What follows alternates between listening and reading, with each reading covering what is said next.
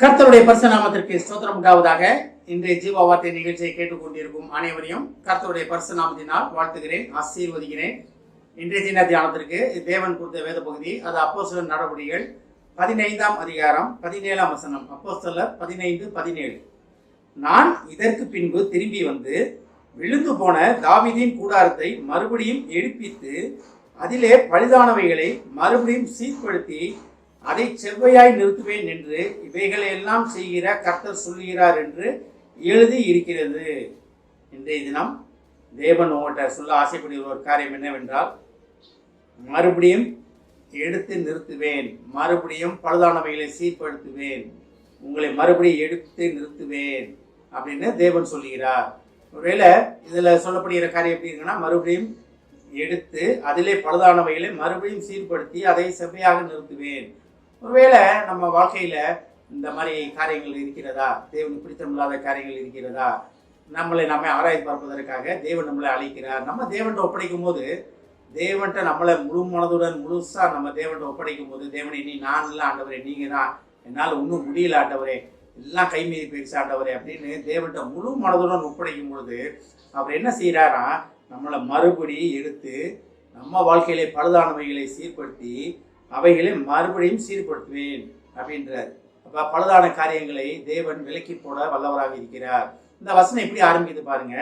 நான் இதற்கு பின் திரும்பி வந்து, அப்ப தேவன் உங்களோட மறுபடியும் திரும்பி வருகிறார். இது தேவன் அப்ப நம்மளை விட்டு விலகிட்டாரா? கிடையாது, தேவன் நமக்குள்ளதான் இருக்கார்.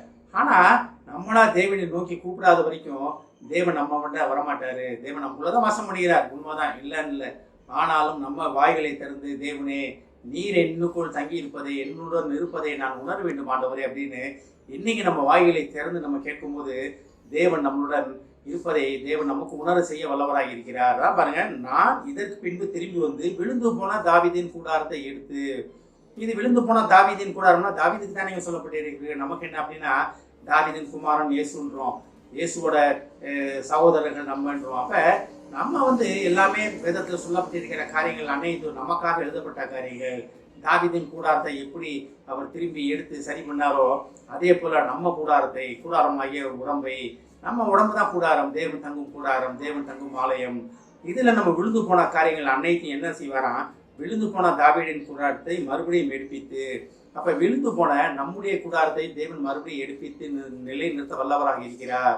ஒருவேளை நம்ம நினைக்கலாம், இதெல்லாம் எப்படி நடக்கும் அப்படின்னு. ஆனா நடக்கும். எப்ப தேவன் மேல முழு விசுவாசம் இருக்கும் பொழுது எல்லாருக்குமே அந்த விழுந்து போன ஒரு அனுபவம் இருக்கும். எல்லாருமே தேவனை ரொம்ப நேசிச்சுட்டு அப்புறம் ஒரு ஸ்டேஜில் இதெல்லாம் போட்டோம் அப்படின்னு விலகி போய் அப்புறம் திரும்பி வர காரியங்கள் நிறைய பேர் வாழ்க்கையில இருந்திருக்கும். என் வாழ்க்கையில அப்படிதான் இருந்தது. ஒருவேளை ஒரு சிலவங்க ஆரம்பத்துல இருந்து முடிவு வரைக்கும் ஒரே நிலைமையில தேவனை ஒரு உறுதியா பற்றிக்குவாங்க. அவங்கள பத்தி சொல்லப்படவில்லை.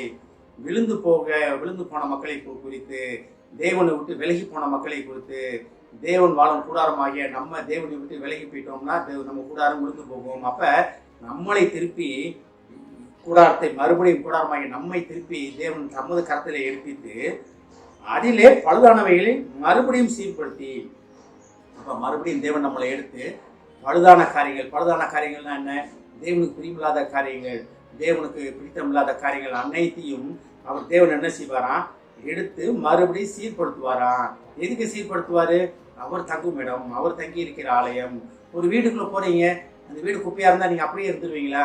அந்த வீடை நீங்க கிளீன் பண்ணுவீங்க. ஒரு வீடு வாடகை வீடோ புது வீடோ, ஒரு வீடு வாங்குறீங்க, பழைய வீடோ ஒன்று வாங்குறீங்க, இல்லை ஒரு காரியம் செய்றீங்க, ஒரு புது வீடு கட்டி போகும்போது அந்த வீட்டுக்குள்ள நிறைய தூசிகள் இருக்கும். அதெல்லாம் கிளீன் பண்ணி அதை எவ்வளோ போல அழகுபடுத்த முடியுமோ அவ்வளோ போல நம்ம அழகுபடுத்தணும். எப்படி உலக ரீதியாக நம்ம தங்குகிற இடத்தையே.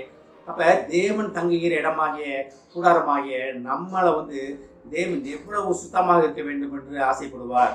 அப்ப விழுந்து போன நம்மளை திருப்பி எடுப்பித்து, விழுந்து போன நமது கூடாரத்தை மறுபடியும் எடுப்பித்து அதிலே பழுதானவைகளை மறுபடியும் சீர்படுத்தி அதை செவ்வையாக நிறுத்துவேன். அப்ப செவ்வையாக நிறுத்துவேன்னா எப்படின்னா, தேவனுக்கு முன்பாக நம்ம மறுபடியும் நிற்க போகிறோம். இதை கர்த்தர் சொல்லுகிறார். பாருங்க, இன்று இவைகள் எல்லாம் செய்கிற கர்த்தர் சொல்லுகிறார். அப்ப தேவன் நான் என்ன உங்க வாழ்க்கையில செய்ய போகிறேன், இயேசு கிறிஸ்து உங்க வாழ்க்கையில என்னென்ன செய்ய போகிறேன் அப்படின்றத தேவன் இன்றைய தினம் உங்களுக்கு தெளிவாக சொல்கிறார். விழுந்து போன கூடாரத்தை மறுபடியும் செவ்வியாக நிலைநிறுத்துவேன் என்று தேவன் கூறியிருக்கிறார். தேவன் ஒரு வாக்கு சொல்லிட்டாருன்னா அது வாக்கு மாறாது என்பதை அறிவோம். நம்ம ஒரே வார்த்தை மட்டும் செய்வோம், ஒரே ஒரு காரியம் மட்டும் செய்வோம். தேவனே, நீர் எங்களுக்குள் இருப்பதை நாங்கள் உணர வேண்டும் ஆண்டவரே. நீர் எங்களை விட்டு பிரியக்கூடாது ஆண்டவரே. நாங்கள் அதை உணர வேண்டும் ஆண்டவரே மட்டும் கேட்போம். தேவன் மகா கிருபையுடன் இறங்கி நம்மளை திருப்பி எடுப்பித்து நிறுத்தி அவர் நமக்குள் வாசம் பண்ணுவதை நம்ம மட்டும் கிடையாது, உலக மக்கள் அனைவரும் தெரிந்து கொள்ளும்படி செய்ய போகிறார். ஆமென். ஜெபிப்போம். எங்களை அதிகமான அன்பின் பரலோக பிதாவே, தகப்பனே, நீர் வாழும் கூடாரமாகிய எங்களை திருப்பி எடுப்பித்து பழுதானவைகளை சீர்படுத்துவேன் என்று சொன்ன மகா கிருபைக்காக நன்றி ஆண்டவரே. தகப்பனே, இதையெல்லாம் நீரே செய்வேன் என்று எங்களுக்கு உறுதியாக சொல்லும் கிருபையான வார்த்தைக்காக நன்றி ஆண்டவரே. நீர் எங்களுக்கு தங்கி இருப்பதற்கு நாங்கள் செய்த கிருபை, நாங்கள் செய்த காரியங்கள் என்னவென்று எங்களுக்கு தெரியவில்லை ஆண்டவரே. ஆனாலும் மகா கிருபையுடன் நீர் எங்களுக்குள் தங்கி எங்களை வழிநடத்தி கொண்டிருப்பதற்காக நன்றி ஆண்டவர். அதுக்கு தகுதி உள்ளவர்களாக எங்களை மாற்றி எங்களுக்குள் நீர் வாசம் பண்ணுவதற்காக நன்றி ஆண்டவரே. இதை கேட்டுக்கொண்டிருக்கும் ஒவ்வொருவரும் ஆசீர்வதிக்கிறோம் அப்பா. ஒவ்வொரு குடும்பத்தையும் ஆசீர்வதிக்கிறோம் ஆண்டவரே. குடும்பத்தில் விழுந்து போன காரியங்கள் அன்னையத்தையும் நீர் எடுப்பித்து பழுதானவைகளை சீர்படுத்துவேன் என்று சொன்ன மகா கிருபைக்காக நன்றி ஆண்டவரே. ஏஸ்தாமே, உமது கூடாரத்தை விசாரிக்கும் போது அது பழுதை காண மாட்டீர் என்ற வாக்கு அந்த குடும்பங்களுக்கு சொந்த மாட்டோம் ஆண்டவரே. ஆசீர்வதிக்கிறோம். இயேசுவின் மூலமாக கேட்கிறேன் நல்ல பிதாவே. ஆமென். கர்த்தர் உங்களை ஆசீர்வதிப்பாராக.